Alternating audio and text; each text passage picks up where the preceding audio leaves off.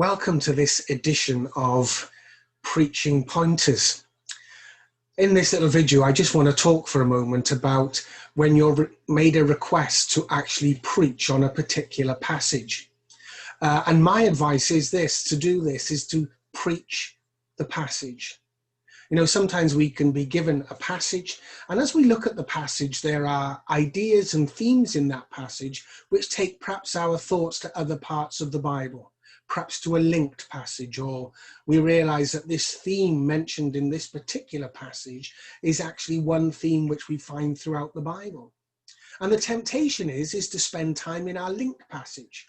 And sometimes you hear preachers and they spend more time in their linked passage as part of their sermon than they do in the actual original passage they've been given.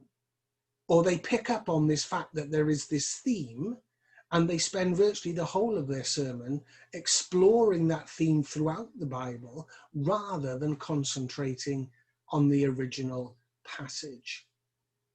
Now, as I said, I suggest what we should be doing is preaching the passage, and I say that for several reasons. First of all, it honors the request. The request has come perhaps from a church and they've asked you to preach on this passage as part of their teaching program. They are relying on you to explain this passage to their congregation. And so if you don't do that, you're not honoring their request. You're not fulfilling their teaching program. And for some churches like my own, the midweek Bible study follows up on what is preached on a Sunday. So if you haven't laid that foundation on the Sunday by preaching on the passage requested, it gives a less of a platform for the Bible study then that will take place in the midweek. The next reason you should preach on the passage is to avoid frustration in the congregation. Usually if a church is preaching through a program, that program has been advertised and the congregation are aware that on this particular night or on this particular occasion, this passage is being preached on. But if they come with that expectation and then you don't preach on that passage, it will just get them frustrated. And potentially they might even switch off from listening to you altogether.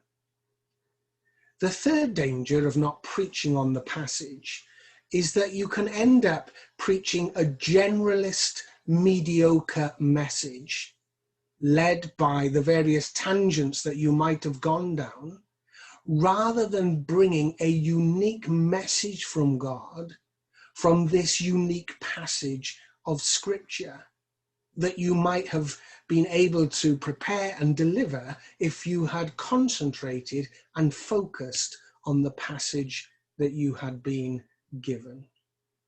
So if you're asked to preach on a passage, preach on it.